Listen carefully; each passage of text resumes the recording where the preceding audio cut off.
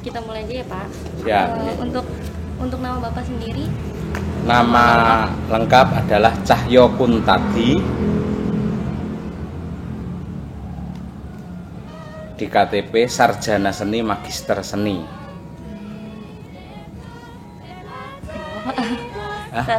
Sarjana Seni Magister Seni atau SSN MSN.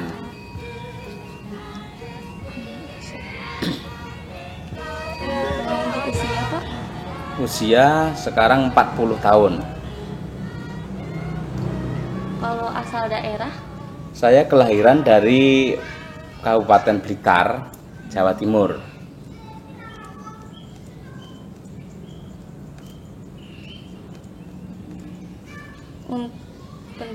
Untuk pekerjaan selain sebagai pengelola sanggar, ada pekerjaan lain nggak Pak? Selain saya menjadi pengelola sanggar atau menjadi pelaku seniman dalang, juga mengabdikan diri menjadi pengajar di Institut Seni Indonesia Surakarta. ISI Surakarta, jurusan pedalangan.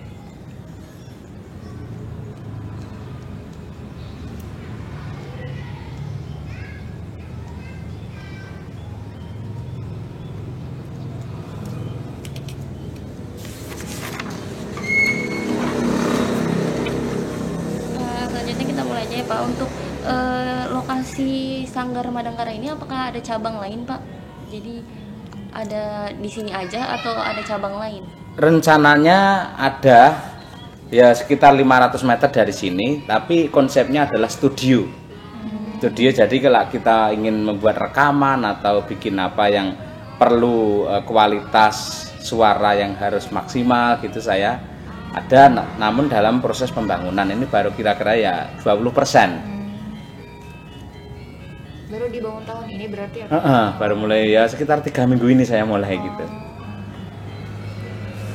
Untuk jenis budaya yang ada di sini apa aja Pak selain pedalangan? Di sanggar saya? Iya. Selain pedalangan adalah karawitan. Dan juga tentang sinden. Ya.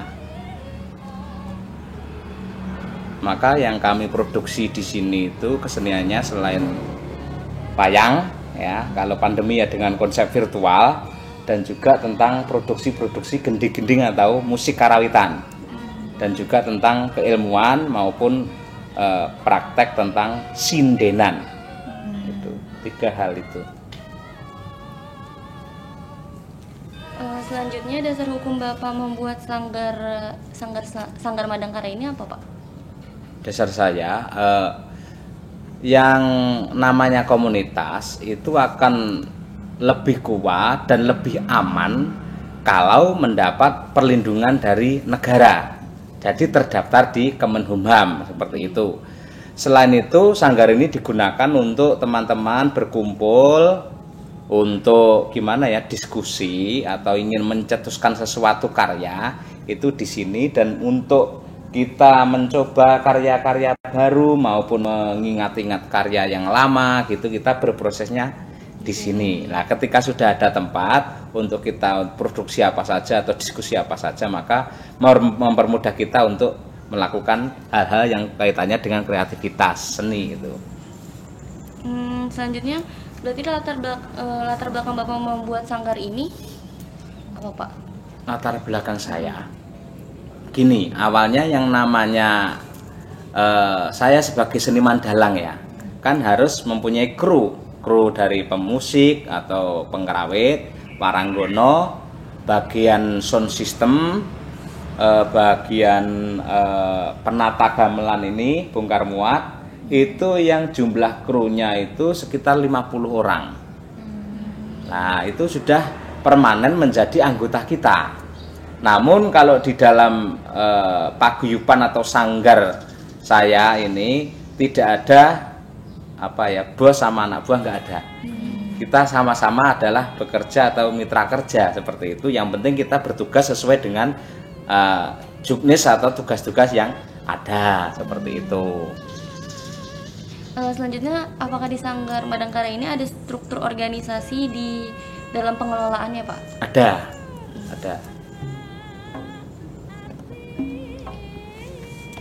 Lalu ada visi misi pengelolaan objeknya apa Pak? Pengelolaan sanggarnya? Visi misinya, oh iya. Kalau dijadikan satu antara visi dan misi, yang jelas tempat ini adalah sebagai sarana atau wahana berkreasi. Selain mendudah ilmu-ilmu tentang kesenian yang ada seputar karawitan, wayang, dan sindenan, kita juga berusaha untuk mengembangkan dan terus berkreatif agar kesenian tersebut tetap eksis sepanjang zaman. Itu aja kira-kira, Pak. Selanjutnya, apakah fasilitas apa yang terdapat di sanggar ini Pak? Yang jelas satu perangkat boneka wayang kulit, satu kotak biasanya istilahnya kalau di sini, satu kotak wayang kulit, terus satu perangkat gamelan Jawa,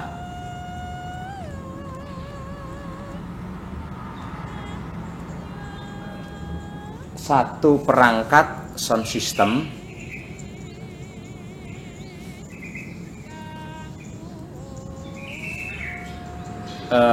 video syuting,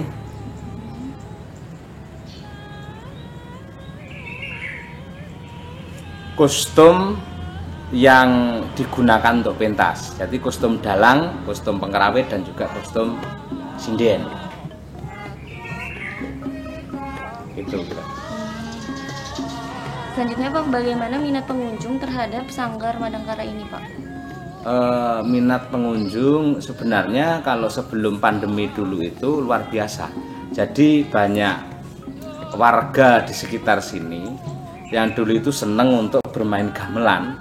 Itu kan karena situasi kondisi jarang orang yang mempunyai gamelan, jarang yang mempunyai tempat yang luas untuk bermain gamelan. Akhirnya mereka datang ke sini untuk meminta dijadwalkan bisa berlatih di sanggar kami. Yang jelas ini bisa bermanfaat untuk masyarakat, khususnya para senior atau para orang-orang sepuh yang mereka notabene adalah dulu itu memang seneng dengan nabuh gamelan, akhirnya bisa nostalgia kembali untuk ini menggeluti gamelan lagi.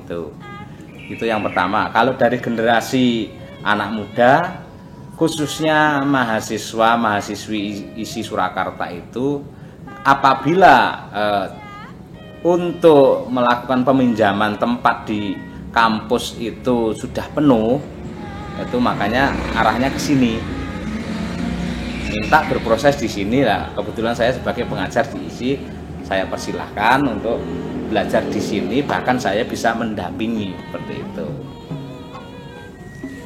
Selanjutnya berarti objek budaya yang paling diminati di sini berarti pedalangan ya Pak? Atau ya. ada? Ya, persentasenya ya pedalangan itu adalah 70%. Nah, pedalangan 70%.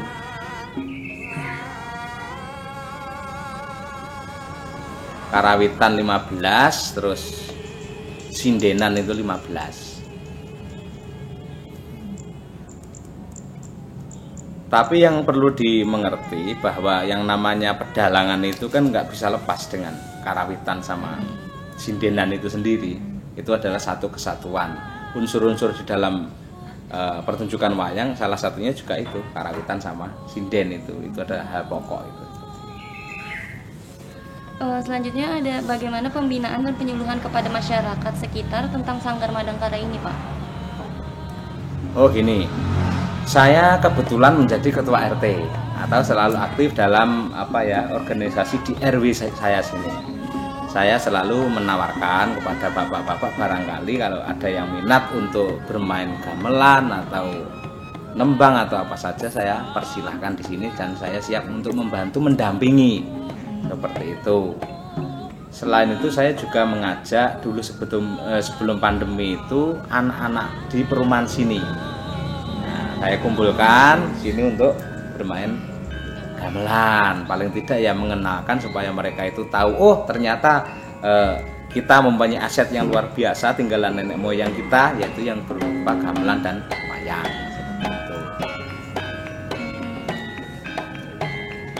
Selanjutnya Pak, bagaimana dampak sanggar ini terhadap masyarakat sekitar?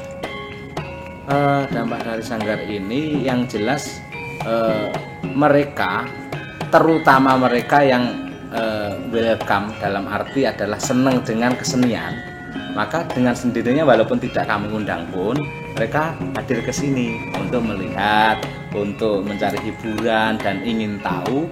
Saya pernah menggelar waktu tahun 2019 itu wayang kulit dalam rangka peringatan Muharram atau Suro, bulan Suro kalau bulan Jawa. Itu saya menggelar wayang di sini. Penontonnya ini nggak cukup, Mbak, sampai di luar sana. Nggak cukup seperti itu. Berarti masyarakat juga sangat antusias. Antusias gitu. Dan tidak hanya kiri kanan loh. Itu sampai lintas kota dari mana-mana itu, dari Sukoharjo, dari Solo, dari Wonogiri itu hadir ke sini. Seperti itu. Selanjutnya Pak, apa saja perencanaan yang dirancang oleh pengelola dalam sanggar ini Pak? Perencanaan yang dikelola, oh iya, gini. Perencanaan yang kami kelola ini kan instan, Mbak. Selama pandemi ini kami mencoba untuk produktif walaupun belum 100%. Yang namanya seniman kan hidupnya kalau di job orang, kemana gitu, bisa pentas di luar, nggak di rumah gitu. Tapi kenyataannya sama saat ini kan belum bisa. Nah ketika belum bisa, saya produksi di sini di rumah saja. Yang intinya situasi yang ada atau aturan dari pemerintah yang ada tetap kita laksanakan, namun kita bisa mencari celah atau berkreasi agar tidak menabrak protokol kesehatan, namun kita tetap bisa berkreasi seperti itu. Selanjutnya Pak, kalau misalnya cara menyusun persiapan dari kegiatan-kegiatan tersebut bagaimana Pak? Kalau misalnya pertunjukan wayang ya, mau pentas gitu, yang pertama adalah saya menyiapkan lakon atau cerita. Setelah cerita alurnya itu jelas, nanti saya share kepada teman-teman, khususnya teman-teman yang bagian pemusik atau pengkerawit. Ini nanti mohon dibantu untuk mengisi kira-kira musik apa atau lagu apa yang cocok dengan suasana yang saya butuhkan, apa tentang semangat, apa tentang perjuangan, atau tentang romantis dan sebagainya, atau kesedihan, seperti itu. Kita berdiskusi seperti itu. Setelah itu nanti ada waktu untuk kita berlatih dulu, mencoba ini ya. Hasil dari diskusi kita coba untuk latihan. Setelah latihan kita mencoba seperti gladi bersih. Nah, menggunakan sound system, gimana nanti hasilnya itu kualitasnya kalau didengarkan atau dilihat seperti itu. Ketika semuanya sudah ready, pentas kalau sudah selesai kita evaluasi seperti itu. Ya mungkin ya hanya sekitar itu kalau manajemen tradisional, Mbak. Ini kan masih campur tradisi sama modern. Gitu loh. Berarti kalau misalnya untuk kapan persiapannya itu hanya saat ada job saja atau ada latihan-latihan per minggunya gitu Pak? Kalau per minggu belum ada, namun kita berusaha dengan teman-teman itu, terutama tim inti, untuk sesering mungkin bertemu. Misalnya ada gagasan apa, ini malah dalam seminggu bisa 2 kali lah rata-rata. Karena kita sedang mengajukan karya kita untuk ajukan ke kementerian seperti itu, karena ada program FBK seperti itu dan lain sebagainya itu. Yang penting tim intinya sebagai tim kreatif itu sesering mungkin kita harus berdiskusi untuk saling mengisi, apalagi yang harus kita lakukan seperti itu. Nanti ketika tim inti sudah sudah ada kesepakatan, maka yang lain kita hadirkan. Dengan alasan apa ya, Mbak? Kan kalau kerumunan orang terlalu banyak, pada 50 orang, itu nanti takutnya kalau malah bisa membahayakan diri kita sendiri. Makanya itu setelah kita sepakat dengan tim inti yang kira-kira hanya 5 atau 6 orang itu, setelah ada kesepakatan baru yang lain kita undang, itu pun tidak semua. Itu. Setiap pertunjukan pun enggak sampai 50 orang, itu enggak sampai. Kira-kira berapa orang Pak kalau misalnya setiap pertunjukan? Setiap pertunjukan kira-kira sekitar 25 orang.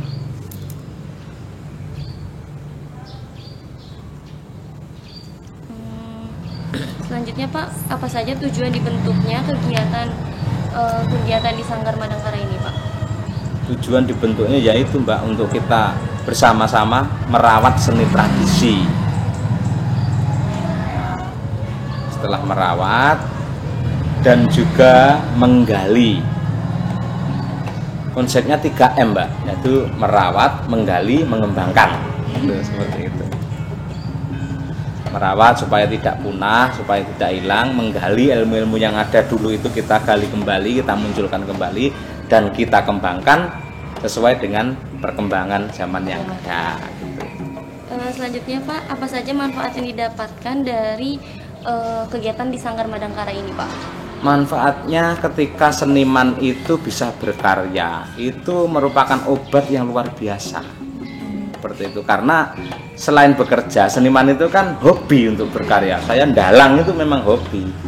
Ketika hobi kita tersalurkan, kan imunitas kita menjadi kuat. Nah, itulah menjadi kesehatan untuk kita secara lahir batin. Itu satu. Yang kedua yaitu tentang eksistensi. Berarti kalau kita terus berkarya dengan sanggar ini, akan selalu eksis seni tradisi tinggalannya para nenek moyang kita. Dan yang ketiga, kita tidak mempungkiri bahwa seni tradisi ini yang bisa jadi perantara penghidupan kita dan teman-teman. Jadi ketika pandemi kok nggak ada job di luar, ya kolaps semuanya, dalam kondisi prihatin semuanya. Makanya kita sering ketemu dengan teman-teman, diskusi, dan selalu mencari celah atau peluang supaya kita tetap bisa berkreasi di masa pandemi ini gitu. Selanjutnya Pak, untuk siapa saja sasaran dari perencanaan pengelolaan di Sanggar Madangkara ini Pak? Sasarannya yang pertama adalah untuk masyarakat.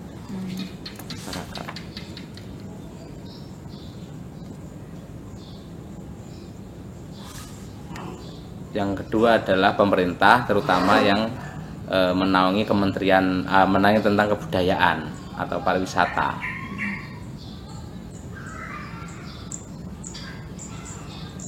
Yang ketiga adalah bagi seniman sendiri. Untuk kalau misalnya pelaku kegiatannya dari Sanggar Madangkara ini, sasarannya apa aja? Siapa aja Pak? Setiap kita misalnya pentas gitu. Iya, misalnya dari anak-anak ataukah remaja saja gitu, atau dari remaja sampai dewasa gitu Pak? Semua. Jadi mulai pertama memang orang-orang dewasa, itu yang memang sebelum kami mengadakan pementasan ini memang mereka sudah senang dengan kesenian wayang kulit itu.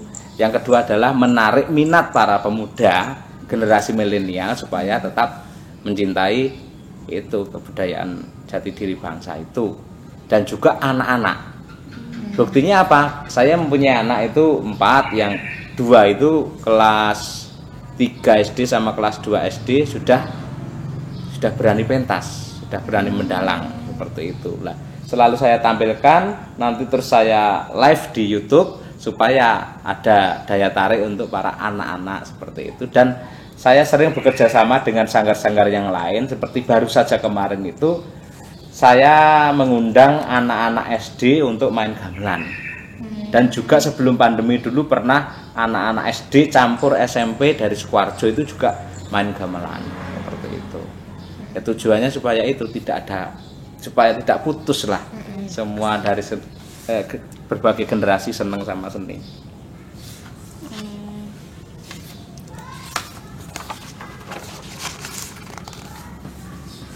Untuk sarana prasarana sendiri di Sanggar Madangkara itu ada apa aja Pak? Ada apa aja Pak?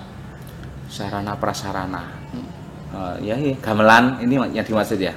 Kayak misalnya kalau kayak itu toilet gitu Pak, atau kayak tempat duduk. Oh gitu ya. Fasilitas kayak fasilitas pendukung gitu dari, kan kalau gamelan ini kan udah fasilitas Aku, utama ya. ya. Kalau ini fasilitas pendukung gitu. Pendukung ya, itu benar, toilet umum, seperti itu, tempat parkir dan tempat berhias. Ini yang belakang ini, tempat berhias ini, yang ini berhias. Terus ada musola atau tempat ibadah siapkan. Udah Pak. Itu kalau pendopo itu masuknya apa ya? Kalau kursi saya juga menyiapkan itu, ada kursi biasanya kalau pas pentas Iya. saya set di sini dengan jaga jarak gitu.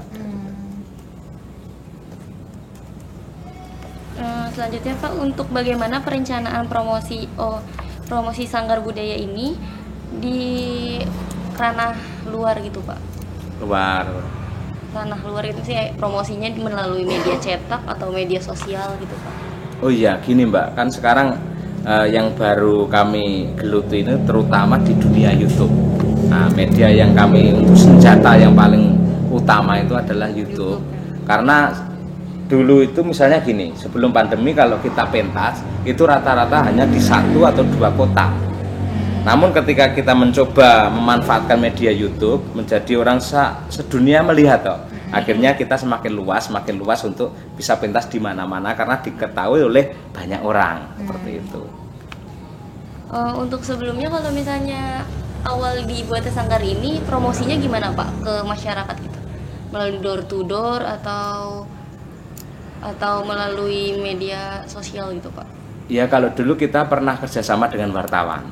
Nah, jadi kita hari ini pentas di sini mohon untuk diliput seperti itu, dan juga menggunakan medsos seperti apa ya, IG atau Facebook itu yang kita selalu upload tentang apa ya kegiatan kita.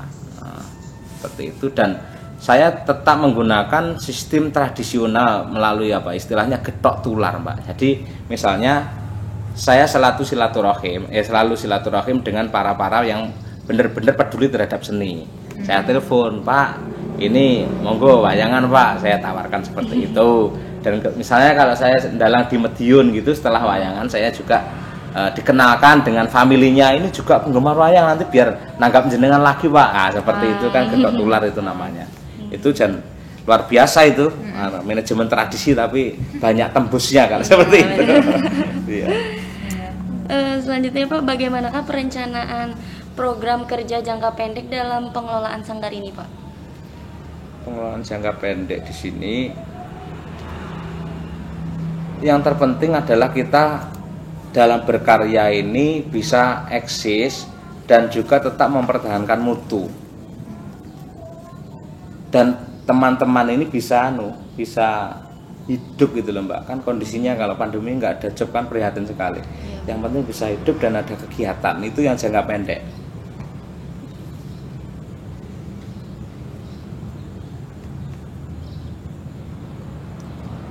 Untuk yang jangka menengah Pak?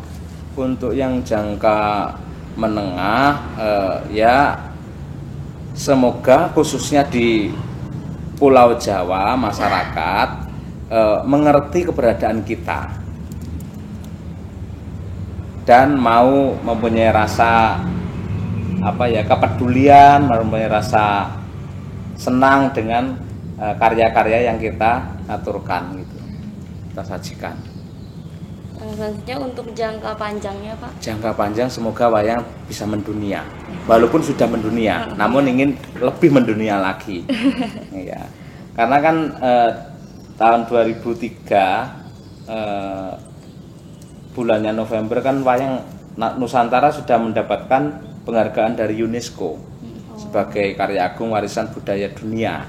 Seperti itu tidak hanya, maksud saya tidak hanya sebagai apa ya hadiah atau penghargaan saja, namun kita bisa membuktikan bahwa wayang Nusantara, wayang Indonesia benar-benar bisa eksis di dunia gitu loh, dengan pentas di mana-mana. Seperti itu harapannya.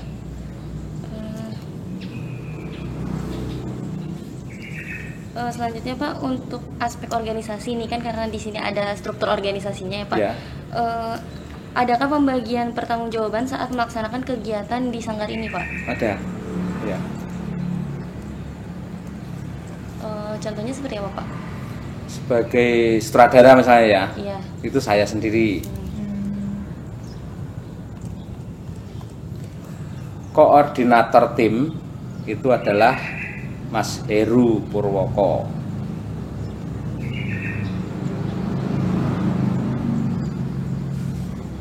Keuangan Sukesi.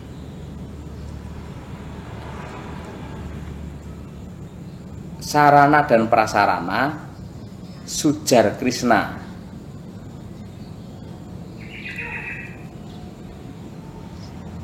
Terus perizinan dan surat menyurat itu adalah Wawan Rianto.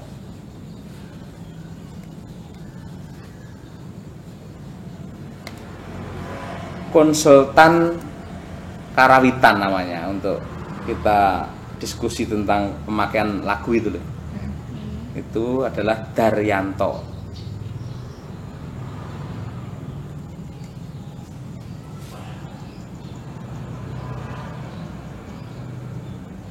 Itu terus publikasi dan IT Muhammad Sukri.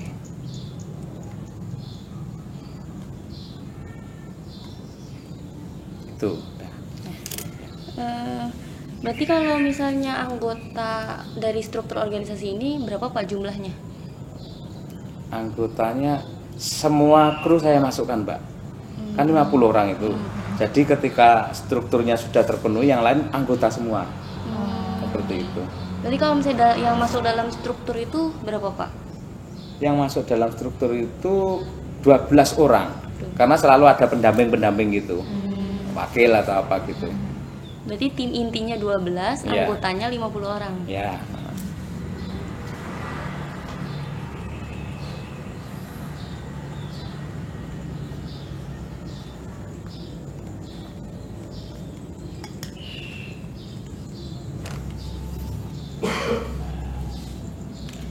Selanjutnya Pak, apakah ada suatu instansi yang terlibat dalam sanggar ini Pak? Kalau terlibat secara langsung, mungkin saya sering kerjasama dengan ISI. Ya, misalnya kalau saya kuliah luring, kan di kampus nggak boleh, maka di sini diperbolehkan. Yang penting prokes gitu. Ya isi aja itu. Yang lain mungkin ya sebagai apa ya, payung atau pangayoman, itu apa ya, pelindung kami aja gitu.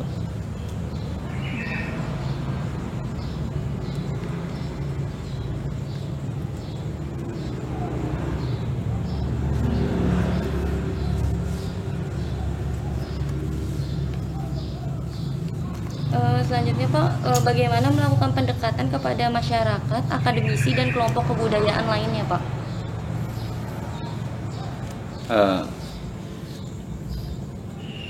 Kita harus itu loh Mbak, yang saya lakukan, tahu kepada jati diri dulu, bahwa kesenian ini bukan milik siapa-siapa, bukan tanggung jawab siapa-siapa, namun tanggung jawab kita bersama. Ini adalah milik kita bersama. Kesenian ini adalah bagian atau kebudayaan ini adalah bagian terpenting di dalam Indonesia. Ini adalah jati diri kita, seperti itu. Ketika kita sudah kehilangan budaya, kehilangan kesenian, maka kita tidak punya apa-apa lagi gitu loh. Kan kesenian itu di dunia itu kan sangat banyak sekali, namun setahu saya 3/4% itu ada di Indonesia. Dari kesenian seluruh dunia itu, termasuk senimannya pun yang terbanyak juga di Indonesia, seperti itu. Kalau seniman atau orang yang pelaku seni tradisi di luar Indonesia, rata-rata mereka kan hanya untuk nostalgia, main keroncong ya, yang penting untuk hiburan aja, dulu pernah main seperti ini, tapi tidak untuk bekerja. Namun kalau di Indonesia bekerja Mbak, menggeluti seni tradisi memang untuk kehidupan mereka gitu loh. Sebagai profesi. Profesi ya, bener.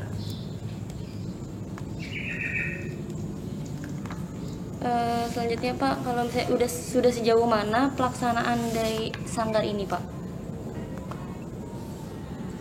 Pelaksanaan saya resmikan tempat ini sebagai Sanggar Madangkara itu tahun 2015 Mbak. Tanggal 24 Desember.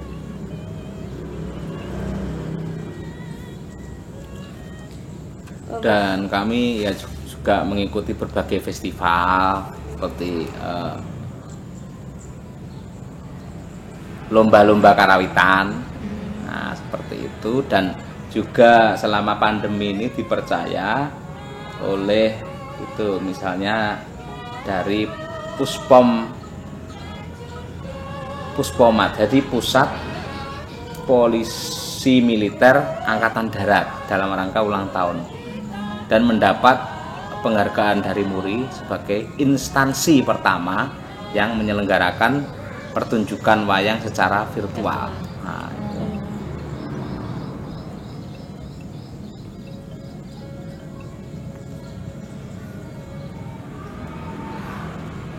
Berarti kalau misalnya di Karanganyar ini baru Sanggar Madangkara ini ya Pak yang punya virtual buat wayang itu. Sebenarnya banyak Mbak, namun gini loh, kan nggak gampang. Banyak hal-hal atau rintangan yang harus kita hadapi untuk itu. Misalnya kita mempunyai tim yang komplit ya, solid dan produktif seperti itu. Namun ketika kita tidak mempunyai link, siapa nanti sponsornya? Kan nggak mungkin kita tas tanpa sponsor ya, mungkin lah. Tapi kalau sering nanti nggak ada sponsornya kan kita hancur sendiri nanti. Siapa yang biayai kan gitu. Nah kebetulan saya banyak link gitu dengan para yang peduli dengan wayang seperti itu. Selalu saya aturkan, Pak, mohon untuk dibantu supaya kita bisa ada kegiatan, teman-teman ada kegiatan dalam masa pandemi ini seperti itu. Dan beliau para yang peduli itu dan juga instansi-instansi itu kebanyakan bisa menerima dengan senang hati itu, selain untuk pelestarian seni tradisi dan juga untuk peduli kepada seniman yang di masa pandemi ini. Seperti itu. Misalnya sudah ada penanggap, kita timnya sudah lengkap, namun punya apa enggak tim IT dan juga akun YouTube yang mempunyai subscriber banyak? Kalau nggak banyak subscriber, otomatis yang nonton kan sedikit nanti. Berarti kalau sedikit nggak sukses pentasnya kan. Kalau virtual hanya dinikmati melalui media itu, nggak secara langsung seperti itu. Ada juga yang sudah komplit, namun lokasinya itu nggak ada sinyal. Ini kacau lagi itu seperti itu. Itu kan kita tukar pengalaman dengan teman-teman itu seperti itu, Mbak. Berarti sejauh ini yang paling baik itu ya Sanggar ini ya Pak, untuk di YouTube-nya juga udah maju gitu Pak. Iya. Juga ada di kakak saya, itu Sanggar Dwijo Laras. Oh iya, itu aku udah ngeliat tuh di Google. Google ada ya. Nah, itu kakak itu juga sama sini juga berdampingan terus. Selalu ada kegiatan sifatnya virtual itu. Dulu ketika belum pandemi pun juga itu berlomba-lomba Dwijo Laras sama Madangkara untuk kemana-mana gitu. Sampai sekarang masih itu. Kakak kandung saya itu, Mbak. Ya ada di Google tuh kata aku. Ini sanggarnya dekat juga, masih Kabupaten Karanganyar juga kan Pak. Iya. Gitu. Berarti Bapak emang sekeluarga seniman semua ya Pak? Iya, jadi kakekku seniman, dalang juga. Bapak seniman. Kakakku ini yang Mas Kangko itu nomor 2 itu juga seniman, saya seniman seperti itu. Saya mau darah senimannya udah kuat gitu ya. Iya, udah kuat. Makanya ini nggak pernah saya Mbak, nggak pernah saya bereskan atau saya singkir Ini selalu kondisinya seperti ini agar siap pakai. Iya. Maksudnya biar anak-anak saya itu memang dunia mainnya adalah gamelan sama wayang. Kalau ini saya tutup atau saya bersihkan, nggak ada peralatan apapun, mereka nanti juga akan nggak mau dekat dengan gamelan, nggak mau main dengan wayang. Makanya ini terus seperti ini. Ini juga pendidikan dari kakek saya, bapak saya memang seperti itu. Dikondisikan mulai kecil itu main kita bukan boneka, main kita bukan game, namun main kita adalah wayang. Nah, seperti itu. Selanjutnya Pak, apakah ada evaluasi kegiatan yang dilaksanakan di Sanggar ini Pak? Gimana Mbak? Evaluasi kegiatan, misalnya kalau setiap habis pentas gitu, apa ada evaluasi gitu? Ya, langsung biasanya Mbak. Misalnya kalau selama virtual ini selesai jam 12 atau jam 11 gitu ya, langsung kita berkumpul sambil makan apa saja yang perlu dibenahi. Langsung seperti itu. Kalau sebelum pandemi kita pentas di luar, di perjalanan pun juga sudah kita bahas. Langsung evaluasi. Langsung gitu. Nah, kebetulan kru kita rata-rata adalah sarjana seni gitu, lulusan dari ISI. Gitu. Tapi ada misalnya kalau misalnya tidak pentas, apakah ada kayak evaluasi bulanan gitu Pak? Misalnya kayak setiap bulan sekali kita harus kumpul buat evaluasi atau sharing gitu Pak? Ya, setiap bulan sekali pasti ada, namun waktunya tidak terjadwal pasti. Pokoknya longgarnya kapan gitu.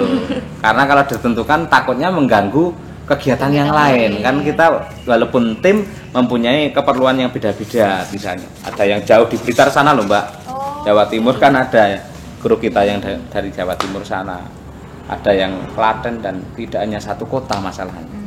Jadi kita ya yang penting sepakat 1 bulan bisa ketemu waktunya kapan, yang penting semuanya longgar gitu, tidak memaksa gitu. Untuk siapa saja yang melakukan kegiatan evaluasi itu siapa aja Pak? Apa hanya tim inti atau anggotanya pun ikut? Biasanya tim inti itu, tim inti. Namun ketika ada anggota yang memberi saran atau masukan, itu biasanya dititipkan melalui tim inti itu, tolong disampaikan ini nanti dibahas seperti itu. Selanjutnya Pak, mengapa evaluasi tersebut perlu dilakukan Pak?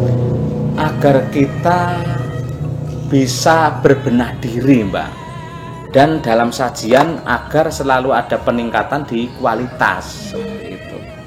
Kalau kita menutup diri nggak mau evaluasi ya nggak jalan nanti, ya jalan di tempat itu aja. Ketinggalan sepur nanti. Selanjutnya Pak, bagaimana mengetahui kesalahan yang ada di dalam kegiatan tersebut Pak? Kesalahan itu dibagi menjadi 2 dalam pertunjukan kami itu. Ya pada umumnya lah, tapi yang sering kami gunakan untuk pedoman itu 1, secara aturan yang dimiliki oleh kesenian kami. 2, secara umum itu dari segi pertunjukannya. Menurut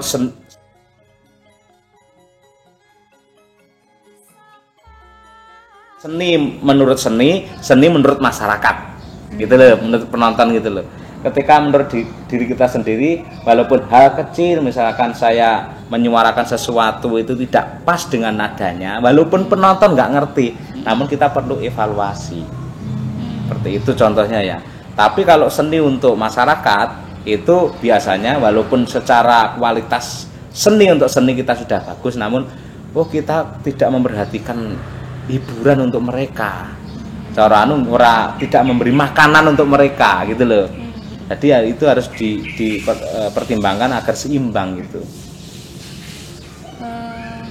Selanjutnya Pak, apakah ada pengawasan khusus untuk melakukan kegiatan tersebut Pak?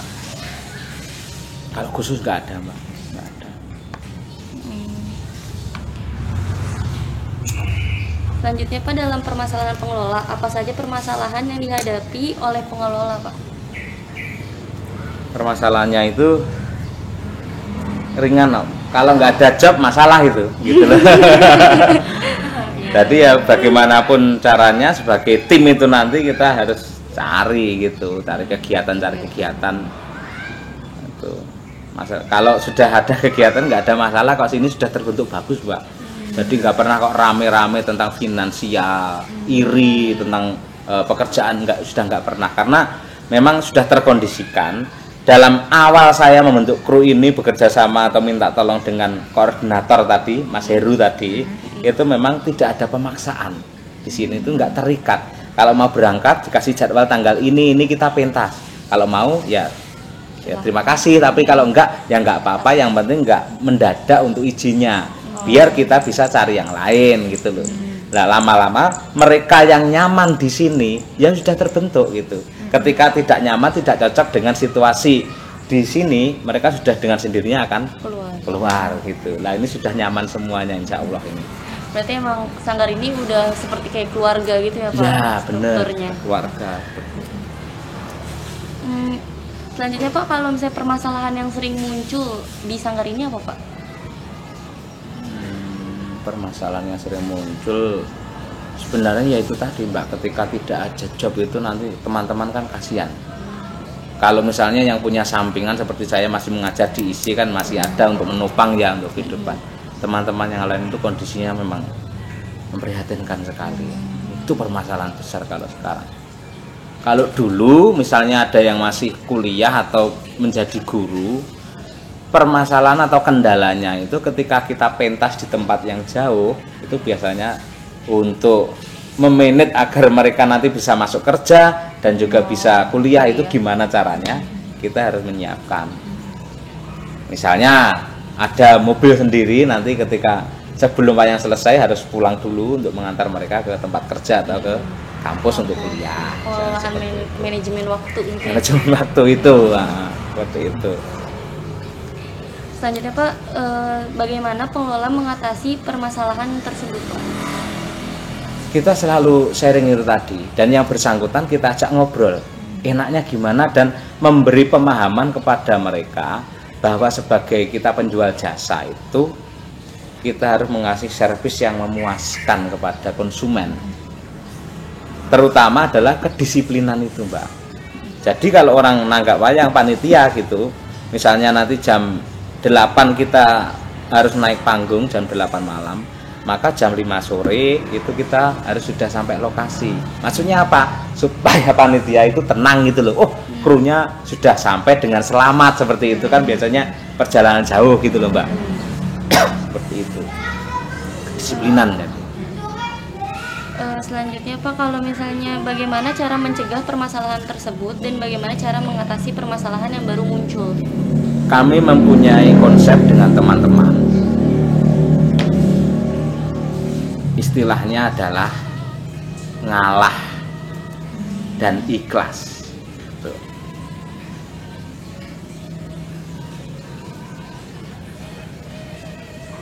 Konsep itu yang menjadi pegangan saya dan teman-teman ketika ada permasalahan.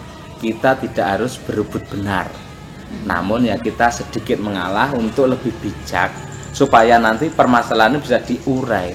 Ketika ada masalah otomatis kita kan emosi. Ketika sama-sama emosi ini nanti tidak akan menyelesaikan masalah, pasti itu. Tapi kalau kita konsep kita sudah ngalah dan tidak langsung menyelesaikan permasalahan itu, ketika terjadi itu nggak langsung, kita kasih jeda dulu, nah, pengendapan dulu. Ibarat mesin ya biar dingin dulu, setelah itu baru kita selesaikan. Kalau kondisinya panas, sama-sama emosi, nanti yang terjadi adalah malah permusuhan itu nanti. Untuk wawancara sih udah itu aja Pak. Oke. Sama ada yang harus diisi Pak, kayak kuesioner. Apa Mbak itu?